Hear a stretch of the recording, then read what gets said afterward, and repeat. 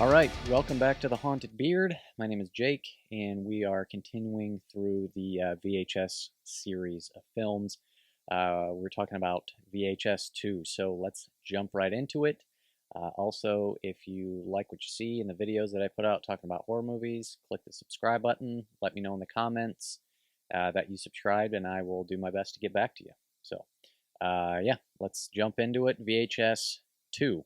So this one has 4 segments, and we'll just go through them one by one, just like I did with the first one. So the first one is called Phase 1 Clinical Trials, and I'll just let you know right off the get-go, this one's not that great. Didn't really enjoy it. It's the worst one out of the 4.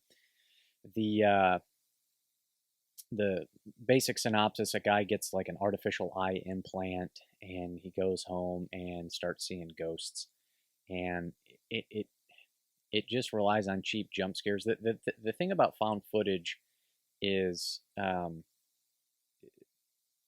majority of this segment is it goes through, it's like a first person POV shot, okay?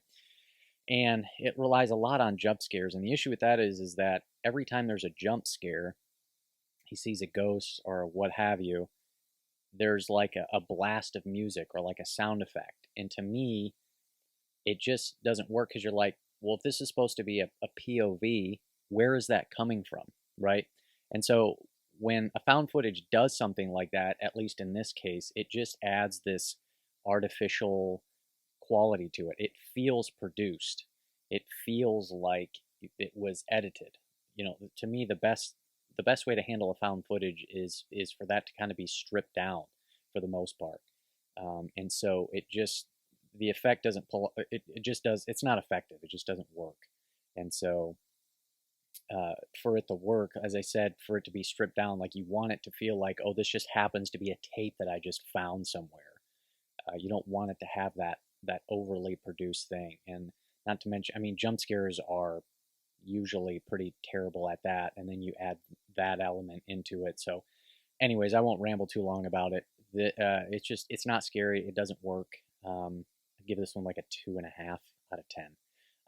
The next one is called A Ride in the Park, and this is just good old-fashioned zombie fun. It's not really scary, and that's not necessarily like a knock against it.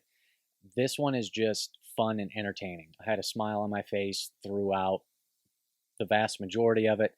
A guy goes biking on some trails in the woods and gets attacked by zombies and turns into a zombie. And it is just fun. Good blood, guts, and gore. It also it makes more effective use of the first person POV shot. You get some kind of longer extended takes that work pretty good. It's got a great little sequence where this horde of zombies invade a kid's birthday party in the park, which is just great. I mean, because why not? Just a fun little choice there. I liked, and it's yeah, I mean, it's just good zombie fun. It's got some cool kind of, I guess, sort of editing techniques in it. Guy gets hit by a car and run over. The final shot in this sequence is pretty fun. So overall, I wouldn't say it's like outstanding, but it's just a fun one and I enjoyed. So I'd give this one like a 7 out of 10. The next one is called Safe Haven, and guys, this is the standout for me. This one is an absolute madhouse. It's great. This is kind of exact. This is really like right up my alley in terms of kind of the horror that I like. I like something kind of starts off and just sort of continually builds until the pot boils over and it's just absolute insanity. This is kind of like your eyes are open, your jaw's dropped. This is a group of guys are filming a documentary about a cult.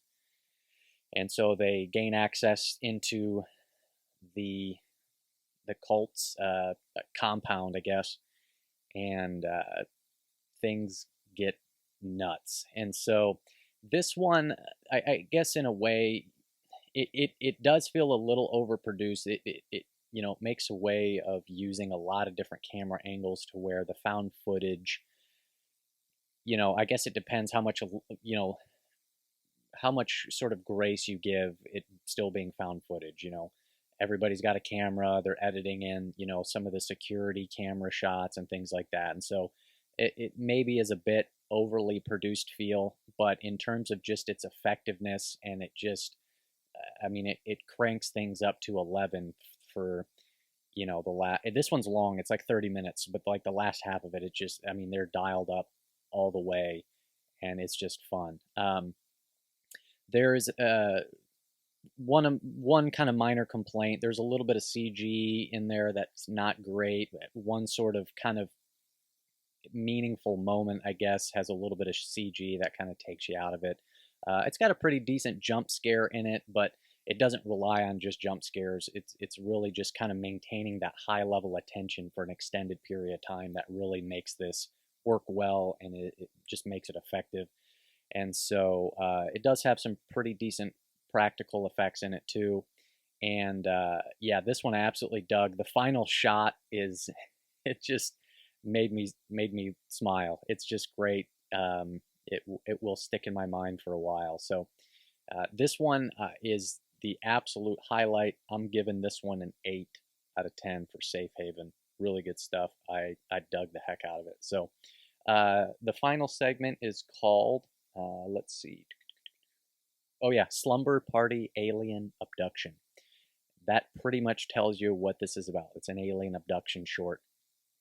And this one, it's pretty decent. It starts off good. It's basically just this young group of friends and their older brother or older sister and her boyfriend, just a group of them at their house having a slumber party, and aliens invade. And that initial sort of alien invasion scene is really good. It's kind of shocking, and it's effective. It's creepy. There's a cool shot where a kid is in a sleeping bag. It gets taken by the aliens, and he gets dropped into the water, and he's like caught in the sleeping bag and trying to get out before he drowns. That's a pretty good shot. I feel like it's a shorter one, but they kind of overplay their hand a little bit with the aliens. I feel like they show them too much.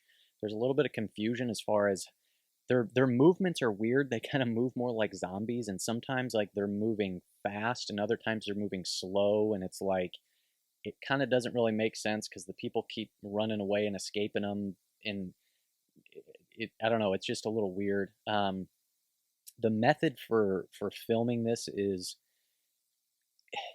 I guess it's interesting. They connect a camera to their dog's collar, and so the dog is running around with them. That's most of it is done that way. However, because of that, there's always like this dog fur taking up like the bottom third of the screen, and I don't know, it's just kind of annoying after a while, I guess. And so I feel like they just kind of overplay their hand. They show the aliens too much. I think a little more subtlety and restraint would have worked better for them. And yeah, it's not bad, but it's got a couple pretty good moments in it. But overall, I'd probably be like a 5.5 ish, maybe a 6, 5.5, 6 out of 10 for Slumber Party Alien Abduction. So that wraps up VHS 2. I will be bringing you the third installment, VHS Viral, pretty soon. And yeah, overall, I'd give VHS 2,